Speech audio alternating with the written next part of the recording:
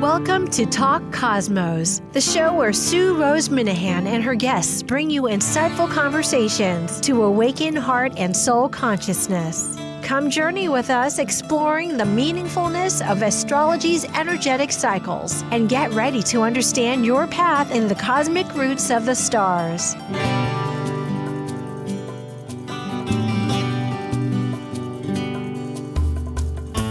Hello, everybody. I'm Sue Rose Minahan, and this is Talk Cosmos with a wonderful event that is lots of fun with many astrologers, Astro Jam. It's like an online astro theater that you do physically, but no, this is here with multitude of astrologers. We have two teams. We'll talk a lot about that in just a moment, because what we're celebrating in particular would be the fire, not necessarily fire, but the horse year, New Year persons.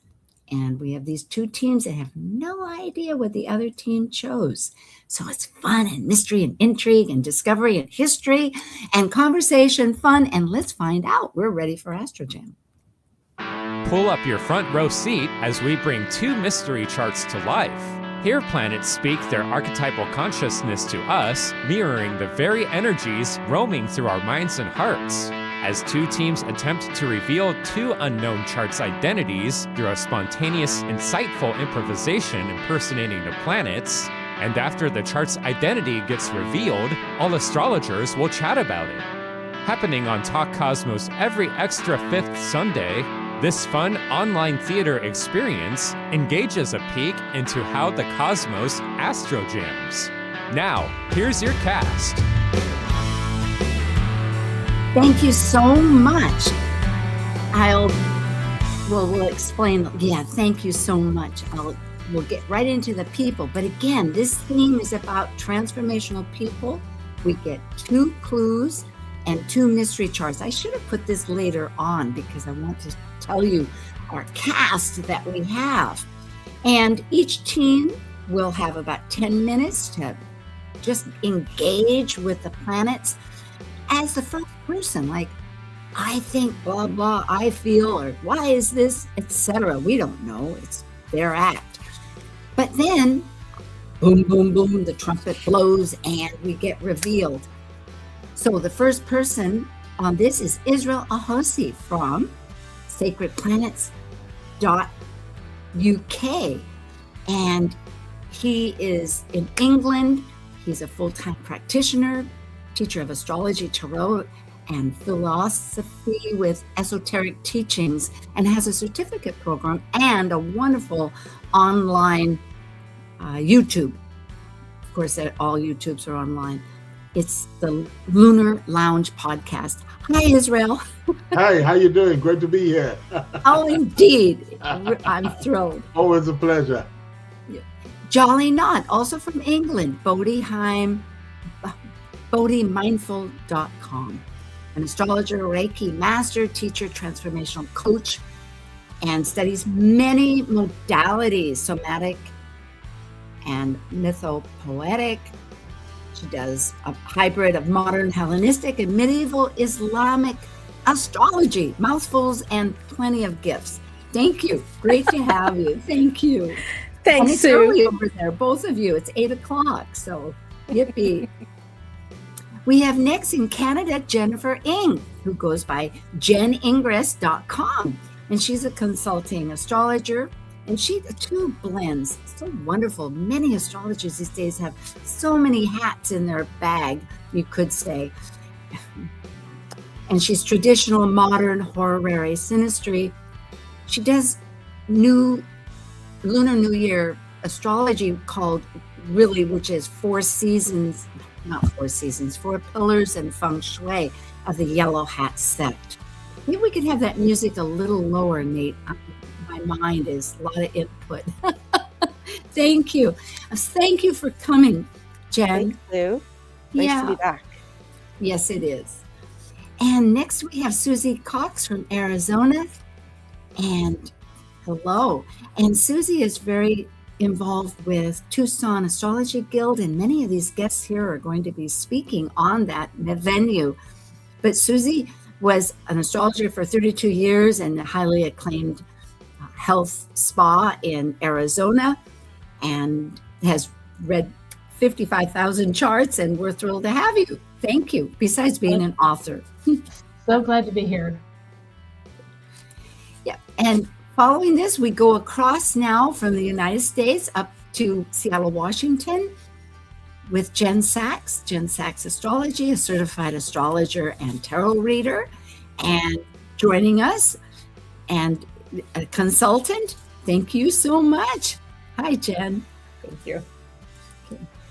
Going south down to California, we have Sean Kelly, evolutionary astro.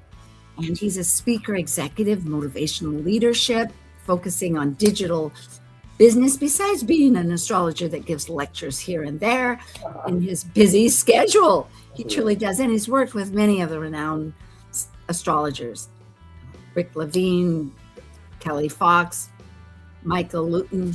Thank you. Thanks for having me, Sue. Great to be here. It is great. And Marie O'Neill, finally in Santa Rosa there in California, Padma Life Coaching. She has her YouTube, Padma Life Coaching. She's a life coach, astrologer, speaker, regression facilitator, past life regression, and a lecturer. She has a book, And the Lotus Opened. She does virtual retreats and an instructor on Kepler College and a co-host. Let's talk astrology business. So thank you, Marie. It's wonderful. Thanks for having me here. Indeed, I'm thrilled. And myself, Talk Cosmos and a consultant. And here we are. I'm so happy to see how this is. Now, as I was saying, we have two teams. The first team, and I pick these randomly, and each team confers behind in the back set of the theater, figuring out what the chart will be based on the theme for the other team. Now, they're going to provide a clue and the century that it's in. Now, our theme happens to be the horse year years, and there it could be in any 12. We happen to be in a fire horse year, and so this team will be Israel Ahosi of London, of sacredplanets.co, and we have, I think I need my screen back. Yeah, thank you. Jen Ing of Toronto, Canada, jeningress.com, Jolly Knot of London, bodhimindful.com, and we had Andrew Watt, who had family needs and couldn't come. So I'm on the team, but I'm really like the silent partner. I'm just there. So here we are. The theme is horse year people. The century, folks, is going to be the 20th century. That's the 1900s. And this is the clue. I am a flamboyant trailblazer and a sacred rebel who served as both a spy and a siren, proving that a soul truly cannot be contained. Here you are. This is the chart. Maybe we could move it. Oh, I can't move. Maybe I can move the people a little bit over. Whoops, no, I don't want to do that. Oh my God, and I don't want to show what it is. Oh no. Okay. Oh, there we Here, go. thank you. We got it. All righty. I guess I'll start off. I am the sun. I see many avenues. I am a Gemini. I'm a 12-degree Gemini sun. I see many avenues of expression. What shall I do? I am Mercury in Gemini, conjunct the midheaven. I vocalize, I interpret, I speak, I communicate to the world at large. Everything I say can be heard, can be seen, can be prominent in regards to what I do. I'm going to add I to am the that. Mars. Oh, sorry. Go. You go, Jen. But yeah, just go. I am Jupiter with Sun and Mercury. And so the public really knows my mind and who I am and my intellect in a very big way.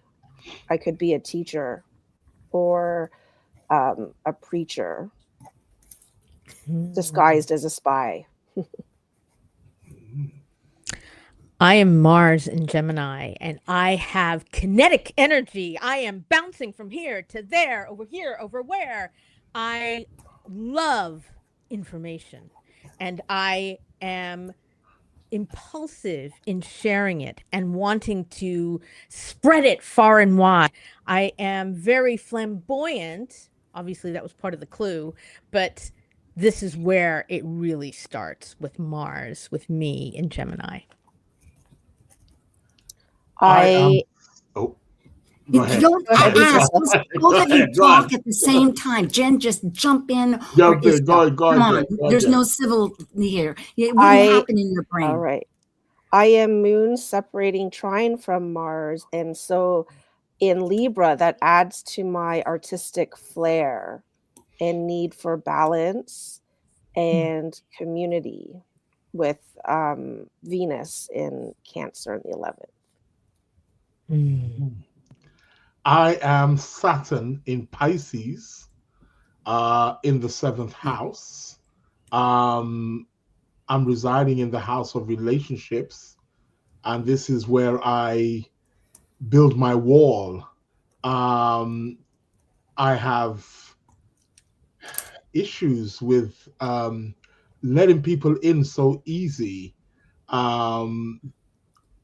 And I'm also squaring the sun. So there's a part of me which is also somewhat reserved, even though I've got all the planets there in Gemini. I do communicate, but with caution. I am Pluto Sun, the ruler. I'm Pluto in Gemini, and I rank over. And then I just need that power of how I say things to really feel. But then I really sometimes think, oh, how can I really share what it is? And I get all these impulses that keep coming in and jabbing into my brain here and there and whatnot, all these voices, but I'm going to pursue, and I can do. I am Sun, ruler of the 12th, and although I am in plain sight, I am good at keeping secrets because I am the ruler of the 12th and I have North Node in the 12th. And my Mars is also the ruler of the 8th, and Jupiter is ruler of the 4th. And all of those planets rule houses of secrecy. So I am good at disguising that I'm really a spy in plain sight. I'm Venus in Cancer, and I have a wonderfully kitsch sense. I am retro personified. I have style like you wouldn't believe. I'm also in the embrace of Neptune. I have vision. Sometimes it gets a bit foggy, but I'm able to really articulate. I'm musical. I am able to charm the crowd.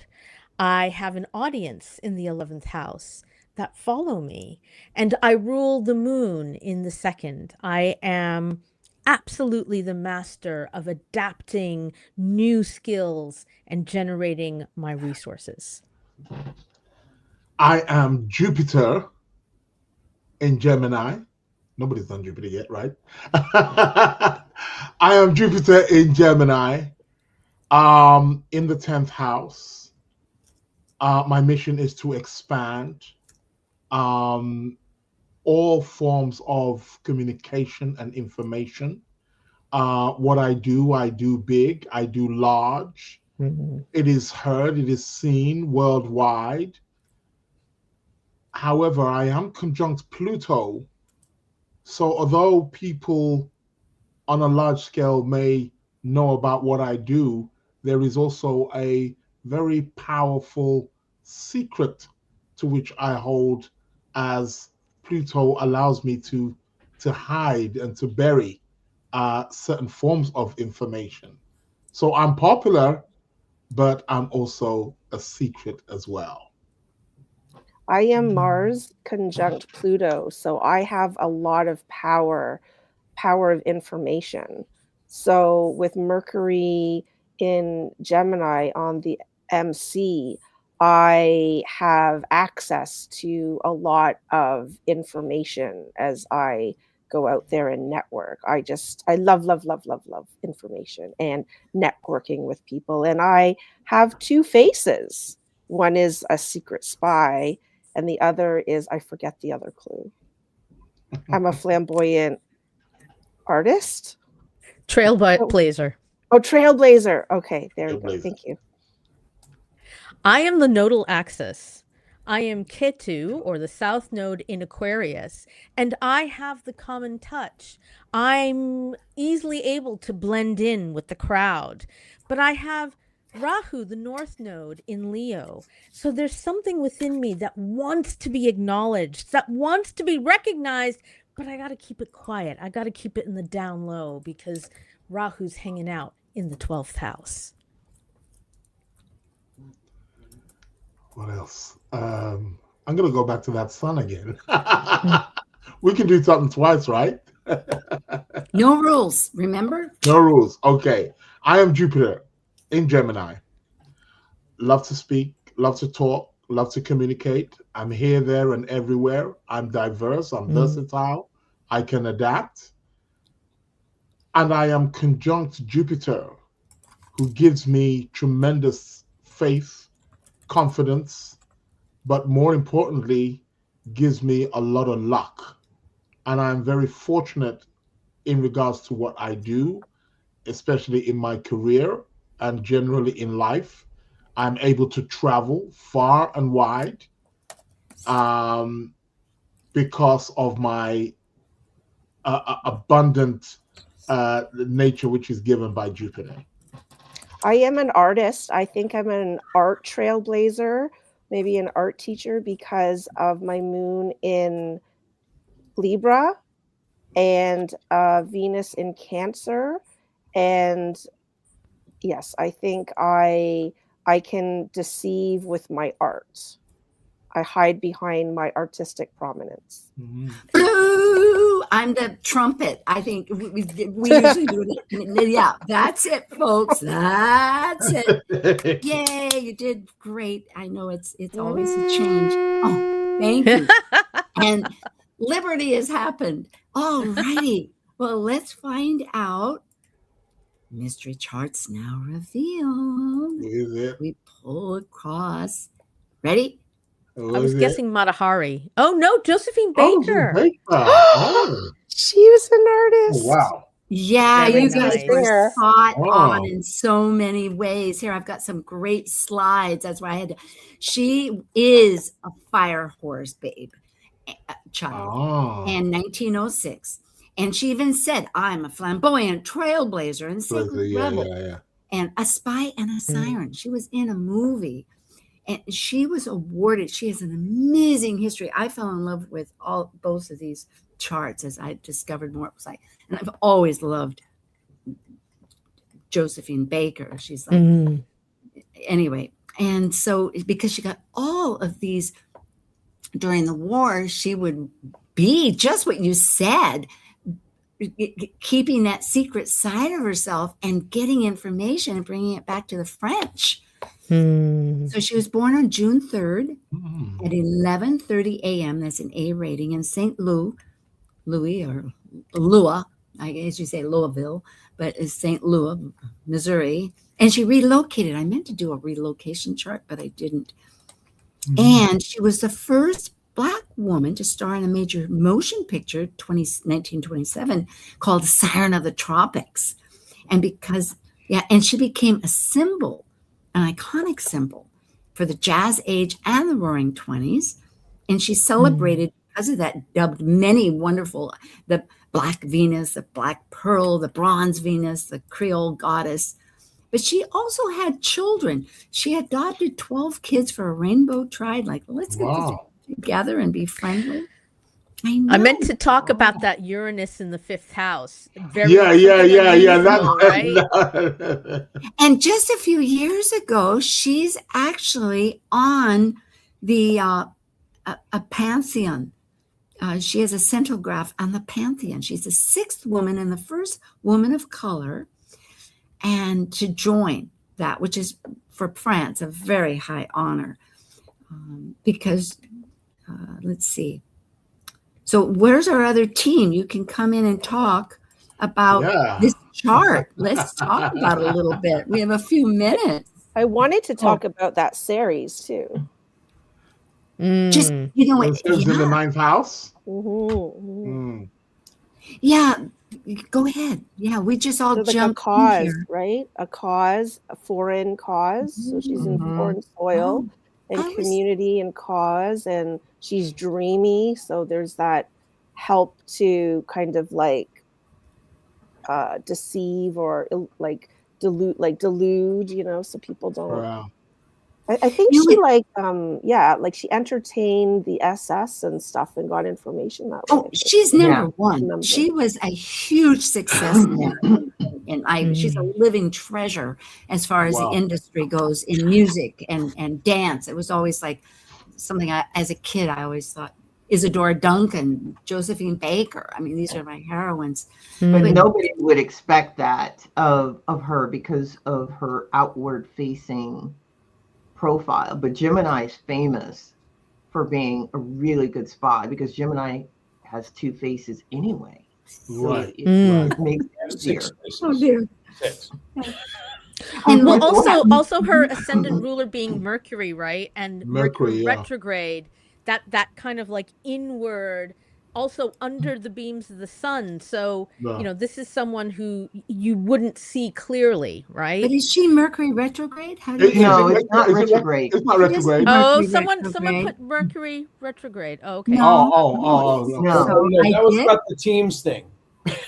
No, she's not Mercury retrograde. It's at the MC is what she is, at least here in this chart. But look at that Thor's hammer. If you're familiar, that's where there's 2 Ceci quadrate, 135 degrees, square and a half, and it's between a square. So she's taking that Saturn and that Sun along with Jupiter, you know, and really being quite. She must have been very charismatic with that moon, you know. Yeah, and dreamy, like with Venus and Neptune. I mean, Venus, goddess. Neptune, very idealistic. Yeah, goddess and trine. Very idealistic. Cusp of her 3rd house in Scorpio. She would mesmerize people. I would think. Yeah, the Venus Neptune is huge. Like, love me, tire love, and her embodiment of that. The first image you showed, Sue, with all of with all that white fuzzy. That was so the moon in Libra to me. Yeah, I mean, and also definitely the sexy. 20s too. Yeah, sexy with Mars and Pluto. I mean, sex appeal and charisma and power. Yeah, a lot of. She would have been Jolly. decided. You really go ahead. Sorry. No, go ahead. Well, Jolly, you really nailed it. And also just your whole way of saying it, but I wrote it down. It said charm. You can master with your, and also audience, teacher, preacher. I think that was Jen. And then Israel. Jen said flamboyant artist. She really got that. Yeah. Well, we from there. And Israel was saying that, was it musical vision or was that Jolly? No, I think that might have been. Oh, it might have been. And the kinetic energy was Jolly too. Yeah. Wow. Venus and Neptune are also sextile her ascendant. So there is more testimony for like goddess and Venus exalted. So good point. Is Venus exalted in Cancer? I don't know. But it's in fall. Yeah, but here, look at these. She had some quincunxes, which I thought were pretty important too, that we could bring up. She has a quincunx, you know, where you're trying to figure it out in life, which one is like your head versus a spontaneity. But I think that worked with her theatrical. She also went back to school to develop her voice, and she became a major star that way. She wasn't just your kitsch 20s, roaring 20s babe. She became a real actress and a great voice too. And well, I think it's because of it. She's got that North Node in the 12th house of Leo. Yeah, and Queen Kong's Saturn. So she really wanted to create more of her abilities. So being a Gemini myself, I see Gemini as a chameleon. You know, a lot of people say it's like two-faced. It's many-faced. Yes, It depends that's on what I who was you're with as to what part of your Gemini comes out. So This is she's true. got so much Gemini and so many powerful planets that it could come out in a lot of different ways. So I think they limit Geminis by saying they're the twins. There's like a lot of Geminis in one picture. Actually, in Indic astrology, Gemini is represented by a man and a woman playing instruments. So, you know, there's an additional kind of testimony there. And I was just going to say, don't forget, Venus and the moon also have mutual reception. So there's, you know, something being said about the 11th house. And I often do see the 11th house as the audience and the second house of self-generated resources and talents. Oh, So, beautiful. We're going to take to bring this all back around. The horse is represented by Gemini. You know, I didn't know that. Yeah, I didn't know that either. I would have thought it was It's also Sag. Leo, but I thought it was, it's all of that, which again is so Gemini, right? And I wanted to say that with esoteric, because I've had Marie on the show at times, and Venus, that you're bringing up, Jolly, is the esoteric ruler of Gemini. We are going to take a break. We're going to come back, folks. We have just a little getaway, just enough to refresh your coffee or whatever it is. And we'll get ready for Act 2. Thank you. While we take a break from this week's edition of Talk Cosmos, let's take a look at this cycle's archetype. We are currently in the yin period of Pisces, ruled modernly by Neptune and by Jupiter in traditional astrology of the ancients. By leaving a cycle based on the equality of all humans and brilliancy, Pisces concludes the 12 signs that energetically encompass the entirety of the universe, where humans have no control. As a mutable water sign represented by two fish swimming in opposite directions of the forces of life, we experience in Pisces the collective unconscious energy of the unknown. Intuitive, psychic Pisces completes the seed cycle, initiated with Aries' willful separation from the Piscean womb. Talk Cosmos ignites insightful conversations to awaken heart and soul consciousness with hour-long programs every Sunday at 1 p.m. Pacific on KKNW. Also available to watch live on the Talk Cosmos YouTube channel and Facebook page. While you're there, make sure you click their like and subscribe buttons so you get the full Talk Cosmos experience. You can listen to earlier podcasts since 2018, either on most podcast carriers or under the video tab on Talk Cosmos YouTube. To join our expedition and find out about upcoming programs, sign up for the newsletter at talkcosmos.com and launch your week into the cosmic wonder. This is Martha Norwalk, every Sunday morning beginning at 9 a.m. Thanks in part to Linda Rasmussen at verticalenergyworldwide.com, we cover the world of animals. This week, March 22nd, it's an extra Sunday edition of Animal World, and we'll spend the majority of it with Merritt and Beth Clifton from animals24-7.org to find out about what's going on with animals all over the world. Hope you can join us. Martha Norwalk's Animal World, Sunday morning, 9 a.m. to noon, right here on Alternative Talk, AM 1150. Alternative Talk 1150, here to uplift your day.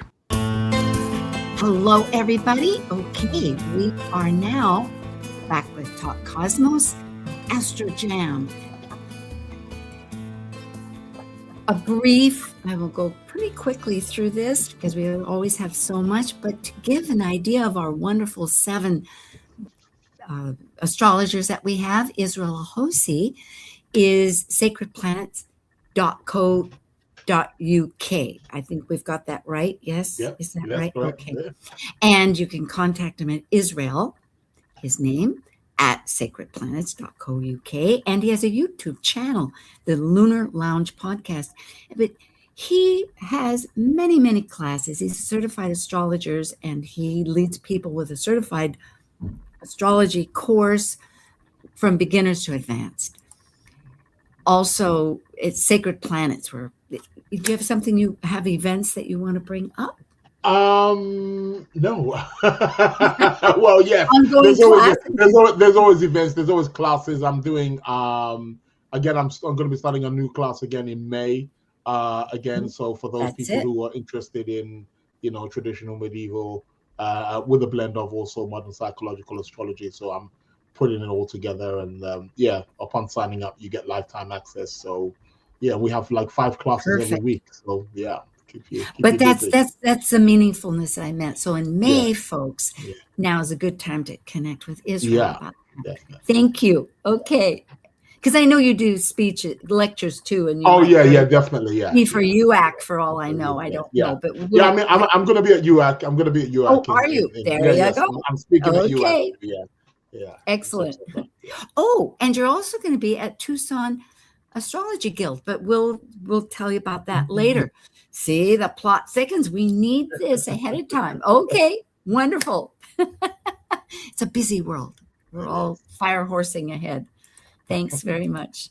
Jolly Knot, also from England, has bodhimindful.com, and she has many hats that she wears with her Reiki and astrology and coaching. Mm-hmm.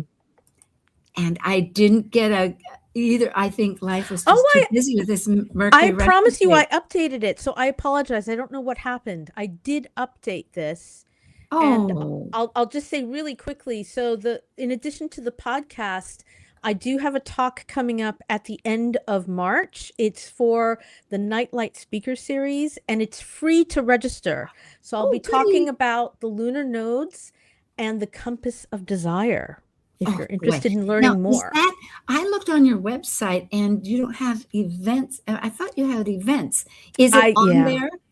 It's not on there, but if you go to the nightlightastrology.com website and just go to events there, you can register for free on that website. Okay.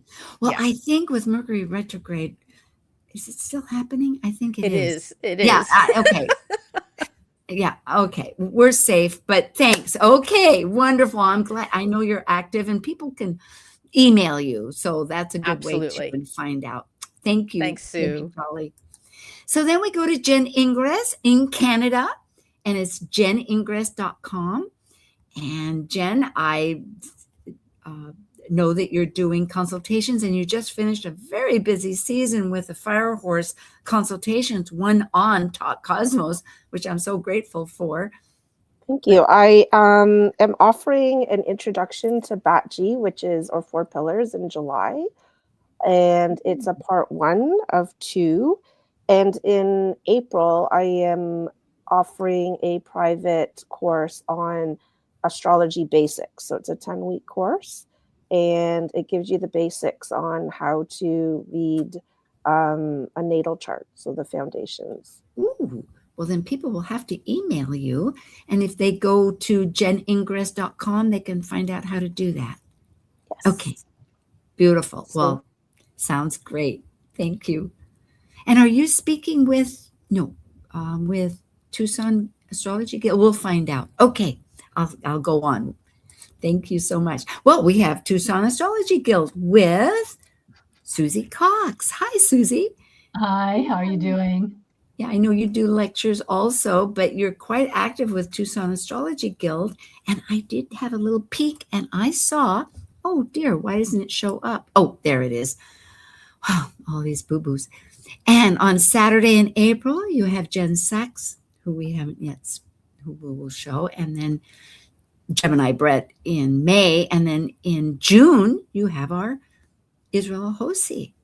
So that's right. Yeah, we love hosting these astrologers, and it's a Tucson Astrologers Guild, by the way, not astrology, just so you can see, because we're astrologers, that are doing it, and we started, and I figured we have started in 79, so we're 47 years old. So we've been doing astrology lectures every month for all these years. So I think that's a Mars Sun return, and that's very powerful. It's before the Chiron return. Yeah, it's very powerful. So we're very dedicated and bring a lot of astrologers to the into the world, out through the Tucson Astrologers Guild. So I totally love the group there. Yes. Thank you. I'm looking forward to what I might suggest that I could talk about. I wasn't ready last year when you kindly invited all of us, because I know that Rob Passetti and Marie O'Neill spoke earlier this year, and you have others that are coming up. Well, hip, hip, hooray. Thank you so much, Susie. Thanks. Okay. Then we have Jen Sachs, who will be speaking on the Astrology Guild, and of course does consultants, and that really keeps her busy quite a bit, and you're branching out into social media. And is anything in particular else that you want to? Yes, that is it. I do a weekly astrology podcast, which you can find on my website. And next month I'm speaking at Tucson Astrologers Guild about the Venus-Uranus conjunction that's happening both times Uranus enters into Gemini. And it is titled When Relation Meets Lightning. Oh boy. Well, we will need to get that YouTube signed up here on this little form. So wonderful. Glad to hear it. And we have Sean Kelly, Evolutionary Astro. And hi, Sean. Do you have any? No, not really. Just that I'm stoked to be here. I don't really have any happenings in my future for astrology outside of participating with some of the astrology podcasting that's going on here and doing some charts here and there. But it's not really my main focus. But I do love it, and I do love all of the astrologers that I've gotten to work with. I know, and you do and all the things. So I realize that. Not to put on the point, I know that you've spoken in a French group, and you also Tucson and on Talk Cosmos, and you're also so involved in the business spectrum, which really astrology covers every spectrum. And Absolutely. So to be involved with the mentoring that you do with so many different corporations, it's very valuable. So thank you. I'm glad to have you on Astro Jam, and we'll get to see you in person on this next, because you're on the following team. We have Marie O'Neill, who has her YouTube channel and has wonderful, consistent programs that you can find out about. And she also wrote a book, Lotus and the Lotus Opened. Mm-hmm. So thank you, Sue. I do. I have a YouTube channel. I have a series over there called Ask Coach Marie, where the audience or people send questions in that they want me to give my opinion on. So I do that. I have two classes coming up at Kepler College. One is life coaching for astrologers, where I do an introductory, this is an introductory course on including life coaching in your astrological practice.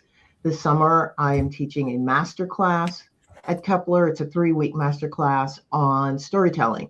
Storytelling is extremely important when you're an astrologer. I also will be presenting at UWAC. I'm on the OPA panel discussion talking about the business of astrology.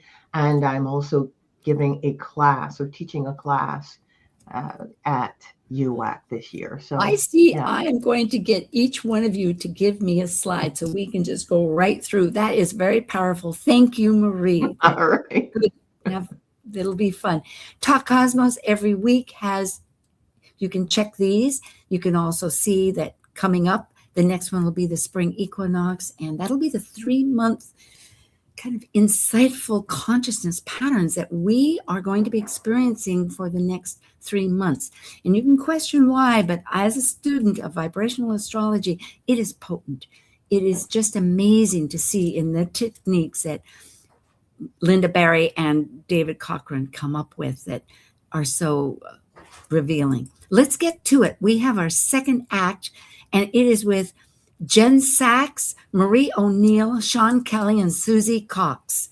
So, as you know the drill, you're all experienced here and on regularly. The theme is a horse year person.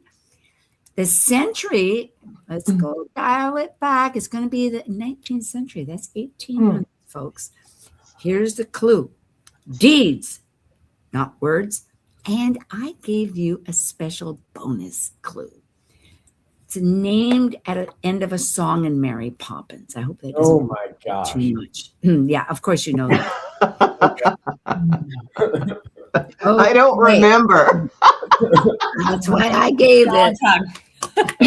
Now we don't need me so much, Sean. I mean, Nate, you can take me off, and it's okay. It's fine. As long as we can see this. Oh my goodness. Whoops. Oh, wait. There we go. Let's bring it on. No. Oh no. Okay, there it is. Well, it's 16 degrees ascendant of Aquarius. So just so you know that. Okay, there we go. There we go. Perfect. All right. Well, I am Mars in Scorpio, and I'm in the house of higher learning, of religion, of spirituality, of long distance travel. And I am passionate about digging underneath the surface to find the truth. It's part of my mission in the world to actually do that. I'm Venus and Leo. I like to be seen.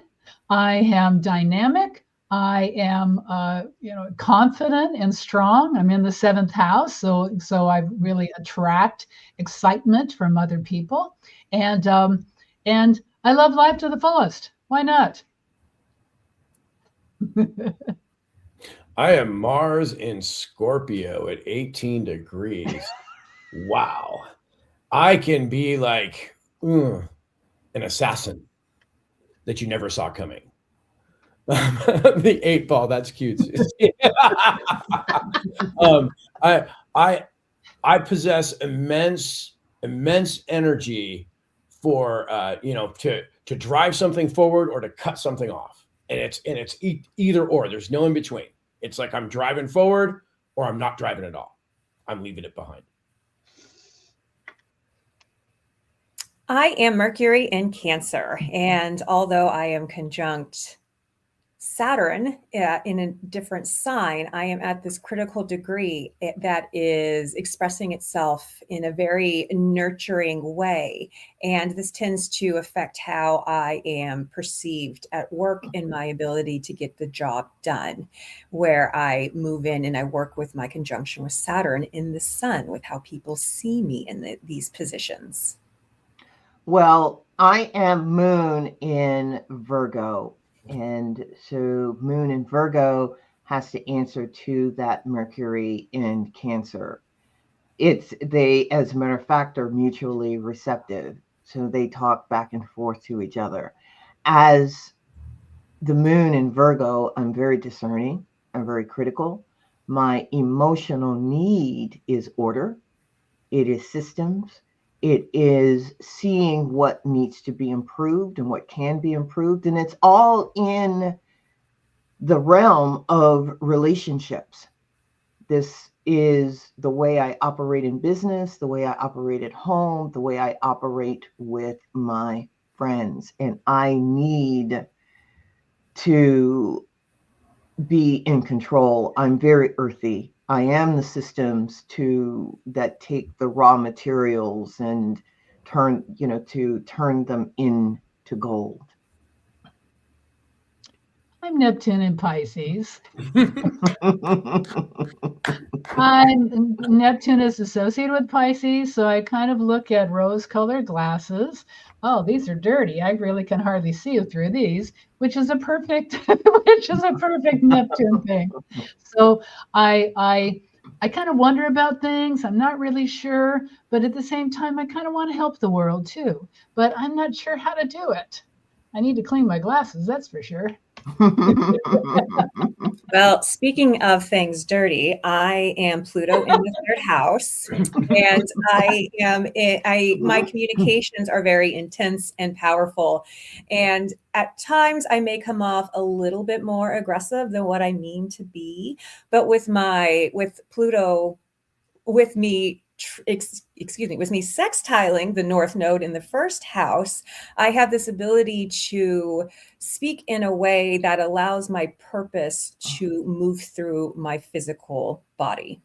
I am the south and north nodes. And boy, as much as I've got all that compartmentalization going on with my emotions and all the critical stuff, I have overdone it.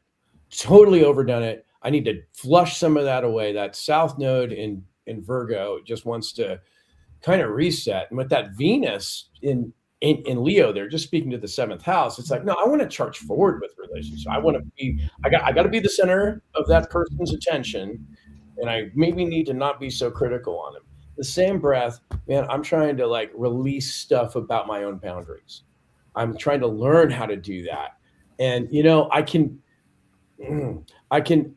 nurture myself, but through that, but I can't coddle myself. It's got to be a little more boundaryless, and it can be chaotic with how that feels for myself or how that plays out. So, boy, am I kind of in a juxtaposition, so to speak, you know, with that dynamic. Well, I'm Chiron in Aquarius, and to my wounding, I actually need to look at my wounding a little bit differently. However, I do wear my wounding on my sleeve. I want to be a revolutionary. I want to be independent. I want to be original, and yet there is a bit of fear of being able to do that because I'm so responsible.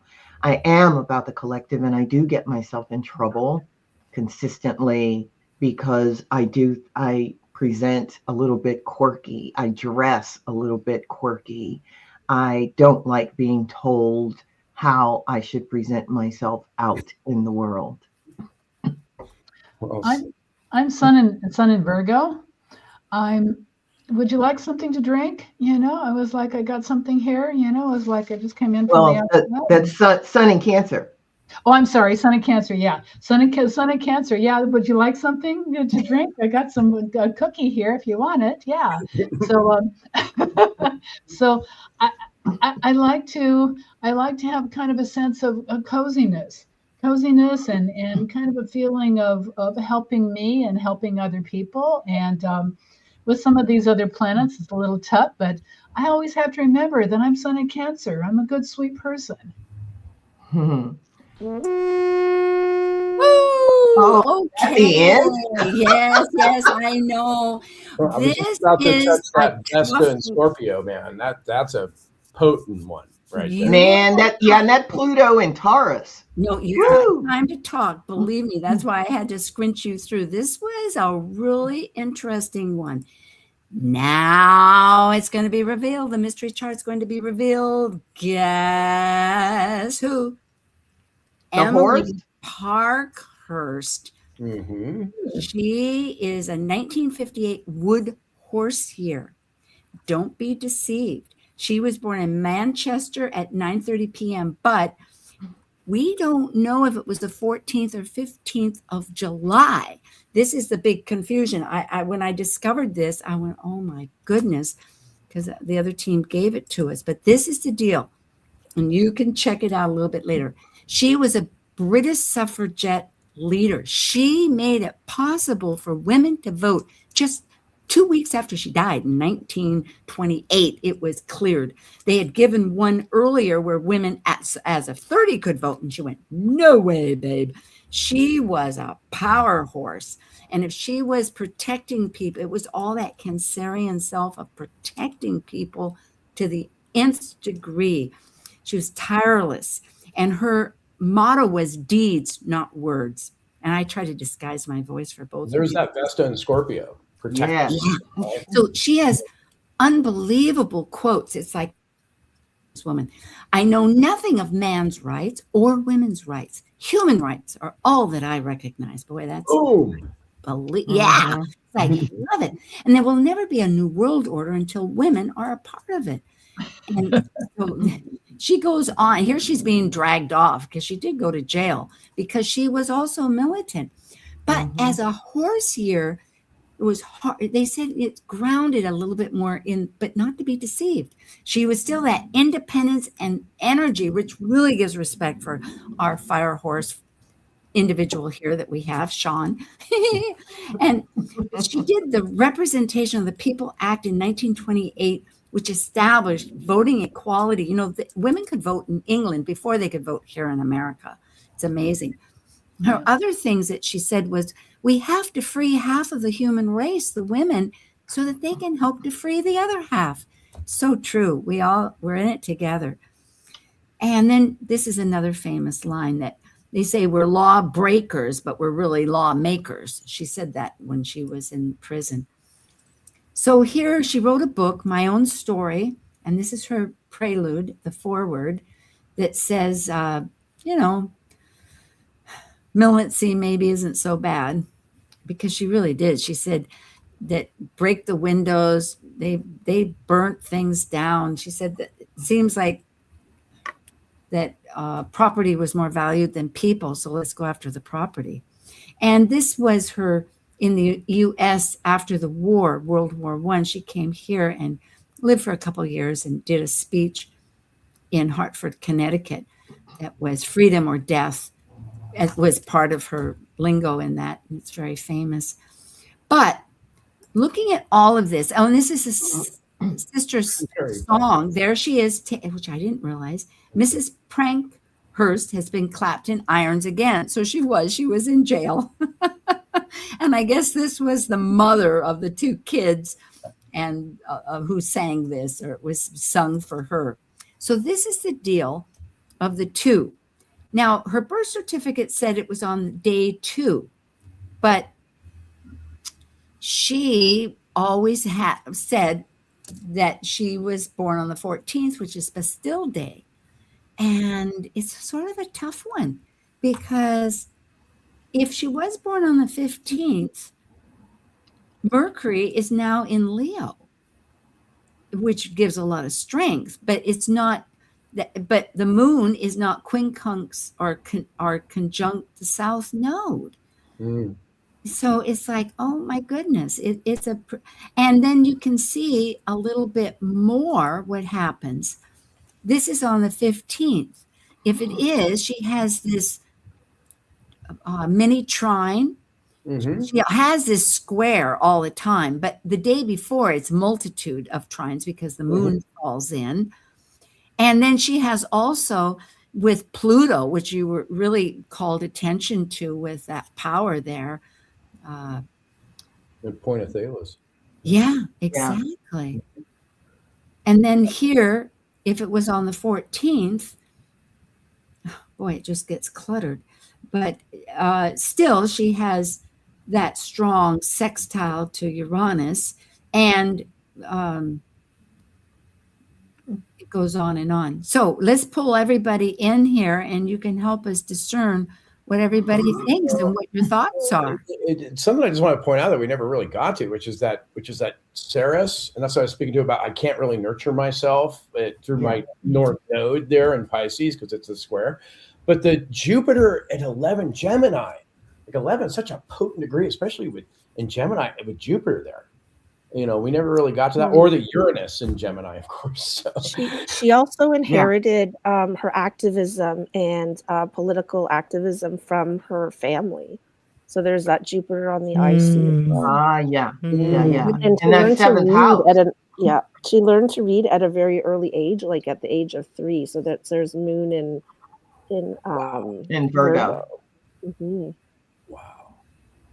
And the Eris, I did include here Eris, which is that little upside down, because that's like all or nothing. She was looking at what had been excluded from the wide Piscean hold of identity, and that was women's ability to vote. Like she said, I'd rather be a rebel than a slave. You know, she has really She was, And if I could yeah. just add quickly that her father was not only active in politics and activism, but also drama. He owned a theater where he also played leads in Shakespeare Marie, plays. thank you. So there's that Saturn and Leo as well. Right. We only have a minute here. Marie, did you have a quick comment? Oh, no. That's okay. Oh, That's okay. fine. Well, folks, thank you so much. You know, this really shows that both here we can get rid of all this. Yes, here we are, the 9 of us. Yay, or 8. The horse here, we have a power storming of finding our heart and expressing what's deep and using that shadow side for the other ability in everywhere. And I just hopped in quickly, Sue, with the horse themes of the chart. A lot of them were females, and they broke the traditional barriers of the female role, which is very horse-like. That's good. We have it all within us. We have that yin and that yang. May your Taoism unity forge forward and burn your fire. Okay, thanks everybody. We'll see you.